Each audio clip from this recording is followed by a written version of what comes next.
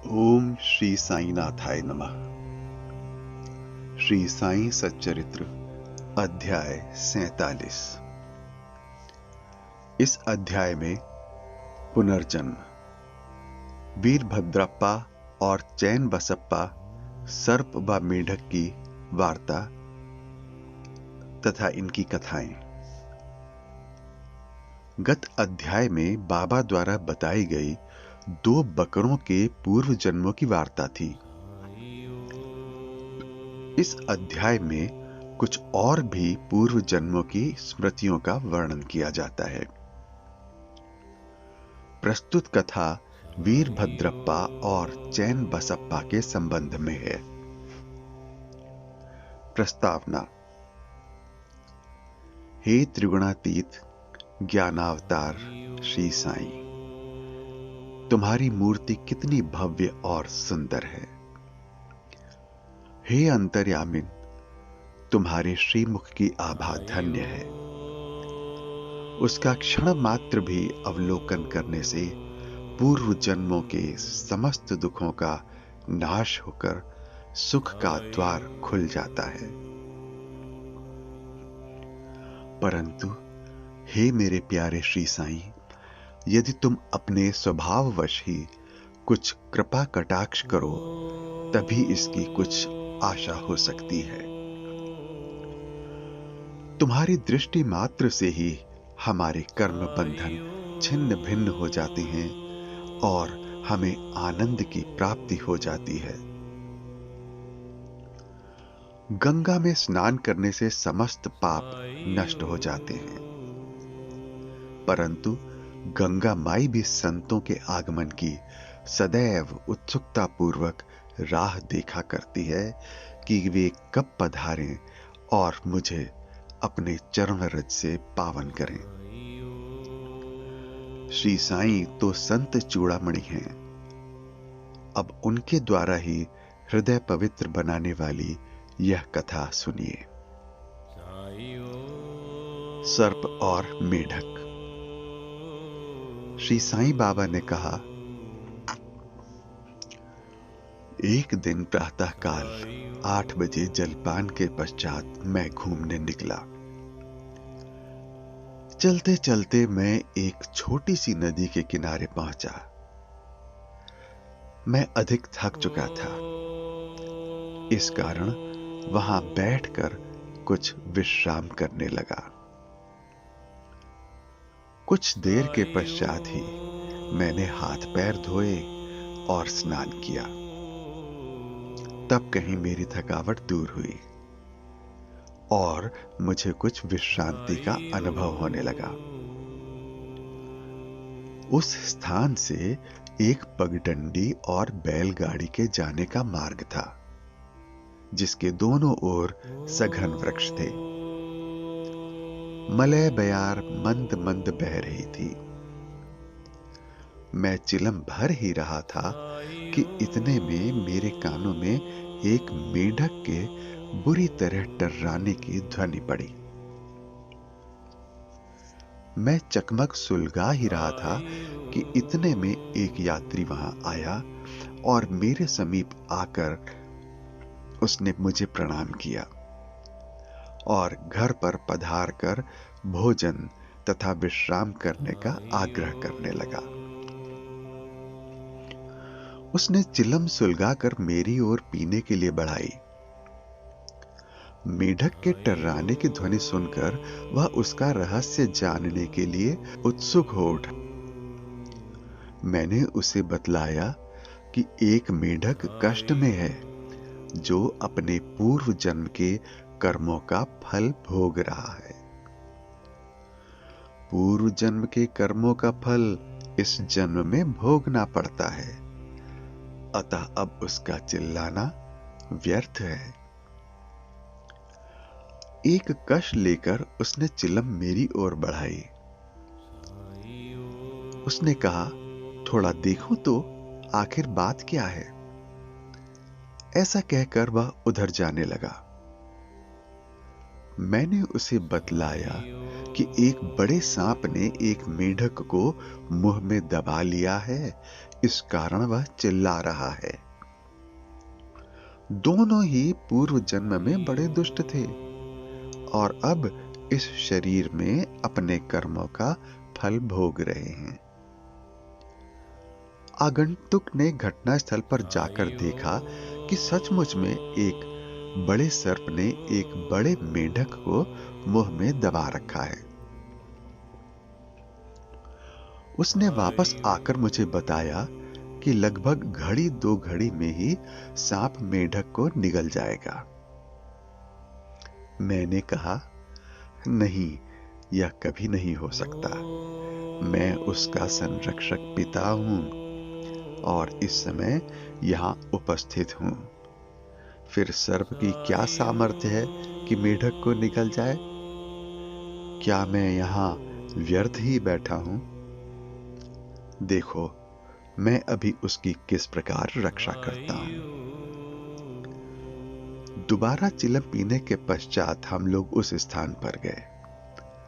आगंतुक डरने लगा और उसने मुझे आगे बढ़ने से रोका कि कहीं सर्प आक्रमण न कर दे। मैं उसकी बात की उपेक्षा कर आगे बढ़ा और दोनों से कहने लगा, अरे वीरभद्रप्पा, क्या तुम्हारे शत्रु को पर्याप्त फल नहीं मिल चुका है, जो उसे मेंढक की और तुम्हें यह सर्प की योनि प्राप्त हुई है? अरे अब तो अपना वैमनस्य छोड़ो, यह बड़ी लज्जाजनक बात है। अब तो इस ईर्ष्या को त्यागो और शांति से रहो। इन शब्दों को सुनकर सर्प ने मेंढक को छोड़ दिया और शीघ्र ही नदी में लुप्त हो गया। मेंढक भी कूदकर भागा और झाड़ियों में जा छिपा। उस यात्री को बड़ा अचंभा हुआ। उसकी समझ में न आया कि बाबा के शब्दों को सुनकर सांप ने मेंढक को क्यों छोड़ दिया और वीरभद्रप्पा और चैन बसप्पा कौन थे। उनके वैमनस्य का कारण क्या था। इस प्रकार के विचार उसके मन में उठने लगे। मैं उसके साथ उसी वृक्ष के नीचे लौट आया और धूम्रपान करने के पश्चात उसे इसका रहस्य सुनाने लगा। मेरे निवास स्थान से लगभग 4-5 मील की दूरी पर एक पवित्र स्थान था, जहां महादेव का एक मंदिर था। मंदिर अत्यंत जीर्ण शीर्ण स्थिति में था, सो वहां के निवासियों ने उसका जीर्णोद्धार करने के हेतु कुछ चंदा इकट्ठा किया। पर्याप्त धन एकत्रित हो गया और वहां नित्य पूजन की व्यवस्था कर मंदिर के निर्माण की योजनाएं तैयार की गईं। एक धनाढ्य व्यक्ति को कोषाध्यक्ष नियुक्त कर उसको समस्त कार्य की देखभाल का भार सौंप दिया गया। उसको कार्य, व्यय आदि का यथोचित विवरण रखकर ईमानदारी से सब कार्य करना था। सेठ तो एक उच्च कोटि का कंजूस था। उसने मरम्मत में अत्यंत अल्प राशि व्यय की। इस कारण मंदिर का जीर्णोद्धार भी उसी अनुपात में हुआ। उसने सब राशि व्यय कर दी तथा कुछ अंश स्वयं हड़प लिया और उसने अपनी गांठ से एक पाई भी व्यय न की। उसकी वाणी अधिक रसीली थी, इसलिए उसने लोगों को किसी प्रकार समझा बुझा लिया और कार्य पूर्ववत ही अधूरा रह गया।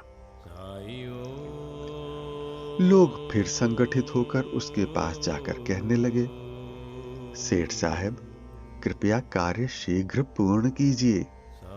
आपके प्रयत्न के अभाव में यह कार्य पूर्ण होना कदापि संभव नहीं। अतः आप पुनः योजना बनाइए। हम और भी चंदा आपको वसूल करके देंगे। लोगों ने पुनः चंद्रा एकत्रित कर सेठ को दे दिया। उसने रुपए तो ले लिए, परंतु पूर्ववत ही शांत बैठा रहा। कुछ दिनों के पश्चात उसकी स्त्री को भगवान शंकर ने सपने दिया और कहा कि उठो और मंदिर पर कलश चढ़ाओ। जो कुछ भी तुम इस कार्य में व्यय करोगी, मैं उसका 100 गुना अधिक तुम्हें दूंगा। उसने यह स्वप्न अपने पति को सुना दिया।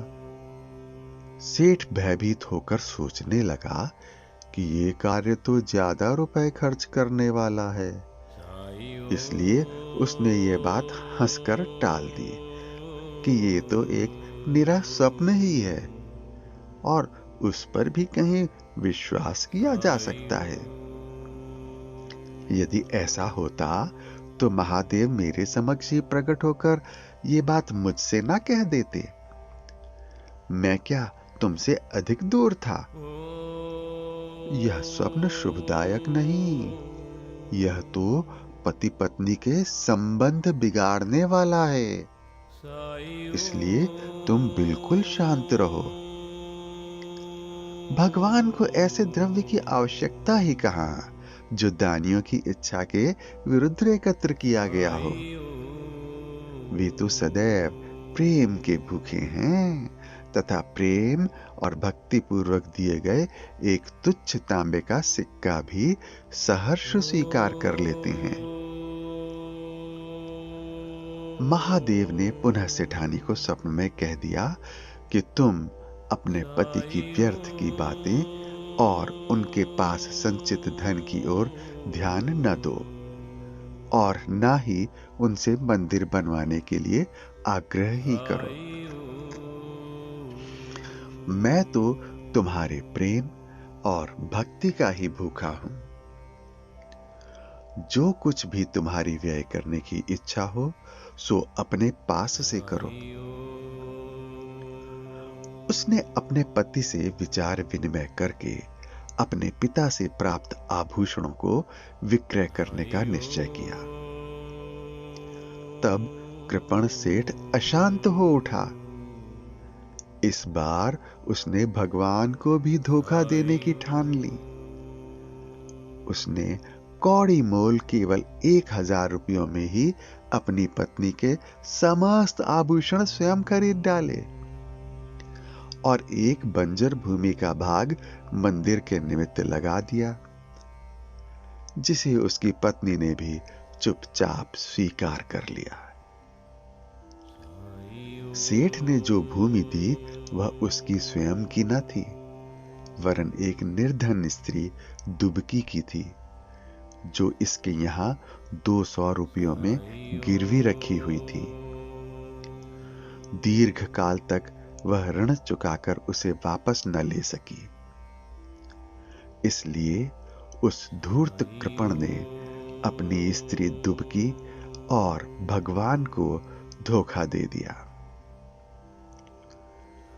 भूमि पथरीली होने के कारण उसमें उत्तम ऋतु में भी कोई पैदावार न होती थी।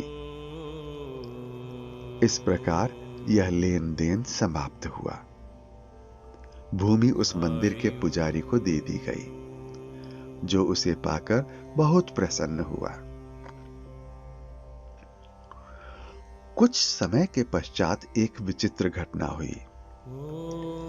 एक दिन बहुत जोरों से झंझावात आया और अतिवृष्टि हुई। उस कृपण के घर पर बिजली गिरी और फलस्वरूप पति पत्नी दोनों की मृत्यु हो गई। दुबकी ने भी अंतिम श्वास छोड़ दी। अगले जन्म में वह कृपण मथुरा के एक ब्राह्मण कुल में उत्पन्न हुआ और उसका नाम वीरभद्रप्पा रखा गया। उसकी धर्मपत्नी उस मंदिर के पुजारी के घर कन्या होकर उत्पन्न हुई और उसका नाम गौरी रखा गया। दुबकी पुरुष बनकर मंदिर के गुरव अर्थात सेवक वंश में पैदा हुई और उसका नाम चेन बसाप्पा रखा गया। पुजारी मेरा मित्र था और बहुधा मेरे पास आता जाता, वार्तालाप करता और मेरे साथ चिलम पिया करता था। उसकी पुत्री गौरी भी मेरी भक्त थी। वह दिनों दिन सयानी होती जा रही थी, जिससे उसका पिता भी उसके हाथ पीले करने की चिंता में रहता था। मैंने उससे कहा, चिंता की कोई आवश्यकता नहीं, वर स्वयं तुम्हारे घर लड़की की खोज में आ जाएगा। कुछ दिनों के पश्चात ही उसी जाति का वीरभद्रप्पा नामक एक युवक भिक्षा मांगते मांगते उसके घर पहुंचा। मेरी सम्मति से गौरी का विवाह उसके साथ संपन्न हो गया। पहले तो वह मेरा भक्त था, किंतु अब वह कृतघ्न बन गया। इस नूतन जन्म में भी उसकी धन तृष्णा नष्ट न हुई। उसने मुझसे कोई उद्योग धंधा सुझाने को कहा, क्योंकि इस समय वह वैवाहिक जीवन व्यतीत कर रहा था। तभी एक विचित्र घटना हुई। अचानक ही प्रत्येक वस्तुओं के भाव ऊंचे चढ़ गए। गौरी के भाग्य से जमीन की मांग अधिक होने लगी और समस्त भूमि 1 लाख रुपयों में आभूषणों के मूल्य से 100 गुना अधिक मूल्य में बिक गई।